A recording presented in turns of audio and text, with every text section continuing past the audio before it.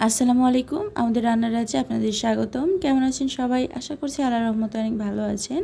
আজকে আপনাদের সাথে শেয়ার করতে চলেছি দারুণ মজার একটি জলপাই আচার। এই আচারটি সম্পূর্ণ তেল ছাড়া তৈরি করা হয়েছে, একেবারেই ঘরোয়া কিছু মশলায়। তো চলুন আজকে এই আচার তৈরিটি দেখে নেওয়া যাক। প্রথমে এখানে আমি নিয়েছি 1 কেজি পরিমাণে জলপাই। আপনারা কিন্তু আপনাদের পরিমাণ মতো এখানে জলপাই ব্যবহার করবেন। এরপরে আমি জলপাইগুলো খুব ভালো করে পরিষ্কার করে নিয়েছি। অবশ্যই ভালো করে পরিষ্কার করে নিতে হবে। এরপরে আমি একটি নাইফের সাহায্যে কেটে নিব। আপনারা কিন্তু আপনাদের সুবিধা মতো বটি, চাকু যা পারেন হাতের কাছে ওইটা দিয়ে কেটে নিতে পারেন। আমি প্রথমে নাইফ দিয়ে কেটে নিয়েছিলাম, পরবর্তীতে দেখলাম হাত ব্যথা হয়ে যাচ্ছে, এত পরিমাণে শক্ত। পরে বটি দিয়ে কেটে নিয়েছিলাম। তো যাই হোক, একটু শক্তই হবে। তো এরকম ফাঁকা ফাঁকা করে একটু কেটে নিলে মশলাগুলো ভেতর পর্যন্ত যায়, দেখতেও ভালো লাগে, আবার খেতেও কিন্তু আলাদা একটা টেস্ট আসে। তো মূলত এই জন্যই আমি কেটে নিলাম।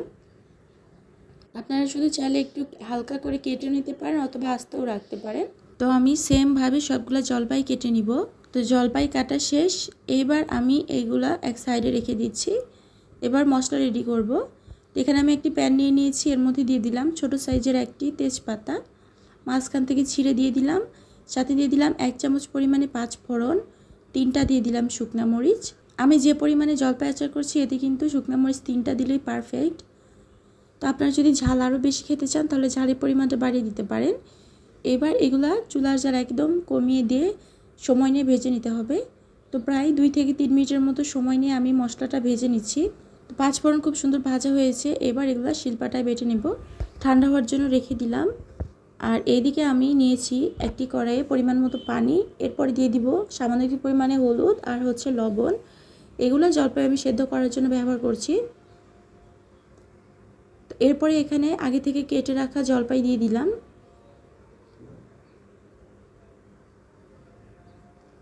এবার খুব ভালো করে নেড়েচেড়ে সব কিছু মিশিয়ে ঢাকনা দিয়ে ঢেকে দেবো সেদ্ধ হওয়ার জন্য। চুলার জাল আছে মাঝারি। এবার আমি বাটতে চলে আসলাম। তো এখানে কিছু মশলা আমি একদম মিহি গুঁড়ো করে ফেলবো, আর কিছু মশলা আধা ভাঙ্গা করব। এই জন্য অর্ধেক করে নিলাম, অর্ধেক আমি একদম মিহি করে ফেলবো তেজপাতা আর মরিচ সহ। আর বাকি যে অর্ধেক রেখেছি এটা একদম আধা ভাঙ্গা করব। তো খুব ভালো করে আমার মশলাটা বেটে নেওয়া হয়ে গেছে। এবার আমি একটি পাত্রে উঠিয়ে নিলাম। তো এরই মাঝে জলপাইটা সেদ্ধ দিয়েছিলাম, এটা কিন্তু প্রায় আনুমানিক 90%-এর মতো সেদ্ধ হয়ে গেছে। তো আমি এই পর্যায়ে নামিয়ে নিব। আপনারা কিন্তু চাইলে একেবারে পুরোপুরি সেদ্ধ হওয়ার পরে নামিয়ে নিতে পারেন। তো নামিয়ে আমি একটি ডালার মধ্যে এটা পানি ঝরাতে রেখে দিব। আর একই পাত্রে আমি দিয়ে দিলাম আবারও সামান্য একটু পরিমাণে পানি। এই পানিটা আমি দিয়েছি মূলত যে গুড় ব্যবহার করব এটা গলানোর জন্য। তো আমি এখানে পানির পরিমাণটা একটু বেশি দিয়ে ফেলেছিলাম, তো পরিমাণে আরও একটু কম দিতে হবে। এরপরে আমি এখানে দিয়েছি 1 কাপ পরিমাণে গুড়, এটা হচ্ছে খেজুরের গুড়। এরপরে দিয়ে দিলাম 1/2 কাপ পরিমাণে চিনি। আপনারা কিন্তু চাইলে এই আচারটি সম্পূর্ণ গুড় অথবা সম্পূর্ণ চিনি দিয়ে করতে পারেন। আর দুইটা যদি মিক্স করে দেওয়া যায় তাহলে কিন্তু আচারের কালারটা অনেক সুন্দর আসে। তো চুলার জাল হাই হিট করে দিয়ে আমি গুড়টা গলিয়ে নেব। তো গলিয়ে নেওয়া হয়ে গেছে। এরই মাঝে কিন্তু আমি জলপাইগুলো দিয়ে দিয়েছিলাম, যেটা কোনোভাবে স্কিপ হয়ে গেছে। তো সব কিছু খুব ভালো করে মিশিয়ে এখানে আমি আগে থেকে যে মশলাটা রেডি করে রেখেছিলাম ওইখান থেকে প্রায় 3 ভাগের 2 ভাগ দিয়েছি আর 1 ভাগ রেখে দিয়েছি, ওইটা পরবর্তীতে অ্যাড করে ফেলবো। তো আবারও সব কিছু ভালো করে মিশিয়ে নেব। তো আপনারা কিন্তু দেখতেই পেলেন কোনো রকমের তেল ছাড়াই কিন্তু আচারটি করা হচ্ছে। তেল ব্যবহার করলে কিন্তু প্রথম দিকেই তেলটা ব্যবহার করা লাগতো। তো এটা একেবারে তেল ছাড়া সম্পূর্ণ সহজভাবে তৈরি, আর টেস্ট একবার বানানোর পরে বুঝতে পারবেন কেমন।